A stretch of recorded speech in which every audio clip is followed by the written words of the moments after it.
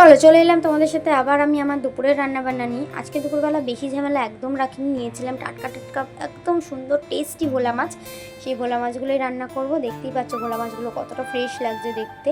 মাছটা প্রথমে কেটে বেছে নিয়ে ভালো করে ধুয়ে নিয়ে নুন হলুদ মাখিয়ে রেখে দিয়েছিলাম। তারপর দেখো কড়াইতে তেল গরম করে ব্যাস একে একে মাছ ছেড়ে দিলাম। এবার ওরা সাঁতার কাটুক, ততক্ষণে আমি ভাতটা বসিয়ে নিই।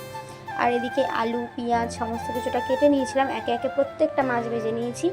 আর এদিকে দেখো আমার ভাত বসিয়ে দিয়েছি, ভাত অলরেডি ফুটেও কিন্তু গেছে। খুব তাড়াতাড়ি করছিলাম রান্না করে, একটু বেরোনোর ছিল বলে। আর এদিকে বাইরে তো বৃষ্টি পড়েই যাচ্ছে, বৃষ্টি থামার কোনো নামে নেই। আর কড়াইতে মাছগুলো ভেজে তুলে নেওয়ার পরে একটু গোটা জিরে দিয়ে দিয়েছিলাম।